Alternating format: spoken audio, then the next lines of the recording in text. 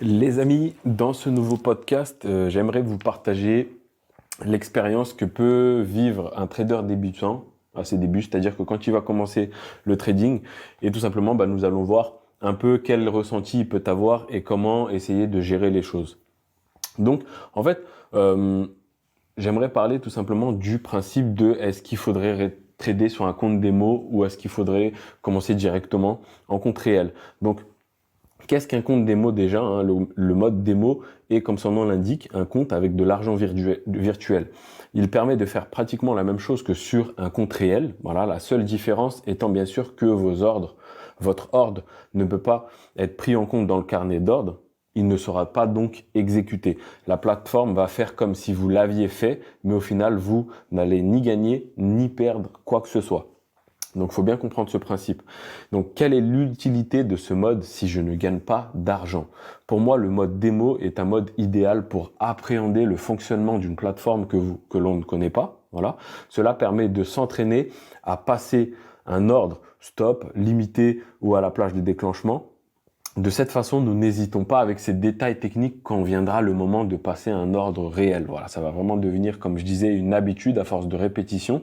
Et ensuite, l'autre point important est qu'il permet de tester des robots de trading qui vont exécuter des ordres à notre place. Dans la mesure où on conçoit un programme, il vaut mieux en effet être sûr qu'il fonctionne et qu'il ne nous déclenche pas des ordres en cascade de manière catastrophique. Qu'est-ce qui se passe en nous quand on utilise de l'argent réel? Quand vous vous entraînez avec de l'argent virtuel, vous allez très vite avoir l'impression d'être bon et de pouvoir gagner des tonnes d'argent. En tout cas, n'abandonnez pas votre job pour autant, car l'environnement du démo vous ménage d'un point de vue émotionnel plus que vous ne le croyez.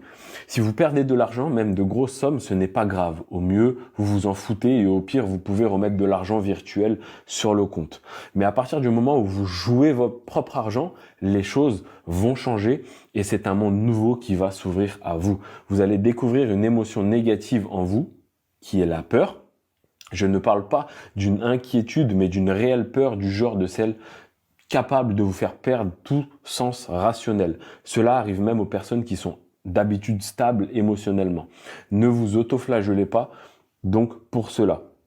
Donc la peur, en fait, elle prend deux formes. La peur de perdre de l'argent, celle-ci va vous faire surréagir quand vous allez perdre un peu d'argent, et la cupidité. Ça, c'est la peur de rater une opportunité. Celle-ci va vous faire anticiper des prises de position alors que le contexte est plutôt hasardeux, si je peux dire. Donc, quand vous perdez de l'argent, vous allez avoir peur d'en perdre encore plus et avoir tendance à refuser ce constat. Vous allez donc renforcer votre position en vous disant que cela vous fera gagner encore plus d'argent. On appelle cela moyenner à la baisse. Quand vous gagnez de l'argent, la peur de perdre va vous faire sortir de position trop vite. Vous allez alors couper les ailes de votre trade qui aurait pu vous faire votre résultat du mois. Dans les deux cas, la peur qui se trouve derrière ces comportements va vous faire dévier de votre plan de trading. Déjà pour peu que vous en aviez un, on est d'accord. Vos résultats en trading seront donc complètement différents selon qu'ils concernent votre portefeuille virtuel ou réel. Et donc, est-ce que vous vous demandez sûrement pourquoi je dois quitter mon compte de démo très vite pour aller sur du réel? Donc, finalement, en fait, trader avec un compte de démo, c'est comme marcher sur une poutre en équilibre et posée au sol.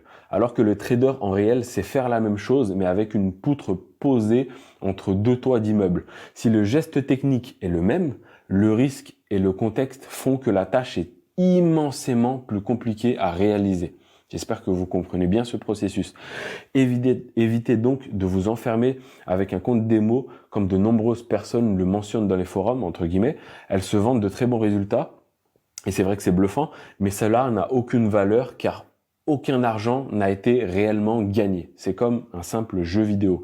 Tant que vous ne serez pas exposé à vos émotions au compte réel, vous ne serez pas capable de savoir si vous êtes fait pour le trading et encore moins de réellement progresser. Donc je vous encourage donc à passer en réel dès que vous avez compris comment on passe un ordre. Voilà, c'est-à-dire que quand vous avez un système, un plan de trading et que vous maîtrisez suffisamment la plateforme pour passer un ordre, quand vous devez acheter ou quand vous devez vendre, couper vos positions à cet endroit-ci, en globalité, quand vous maîtrisez la plateforme, je vous invite directement à passer en tout cas en réel, parce que c'est là que vous allez vraiment être confronté à toutes les émotions et justement pouvoir travailler directement dessus. Ne pas avoir justement cette peur qui vous immobilise, mais au contraire vous dire ok je vais y aller doucement, à ma façon, à ma vitesse, je vais respecter ma gestion de risque, je vais faire en sorte d'appliquer tout ce processus que je vous ai expliqué dans ces précédents podcasts, travailler vraiment lentement ce processus-là, chaque chose à chaque instant, je veux dire étape par étape, ne pas tout mélanger, faire vraiment la dissociation entre tous ces éléments psychologiques que je peux apporter à mon trading, faire ça un petit peu en compte démo et à partir du moment où vous commencez à vous sentir stable, même si vous faites encore quelques erreurs, je vous invite directement de passer en réel parce que c'est là où vraiment les émotions, on va pouvoir justement les comprendre au maximum. Voilà pour cette vidéo les amis, j'espère qu'elle vous aura plu et je vous dis à la prochaine. Ciao!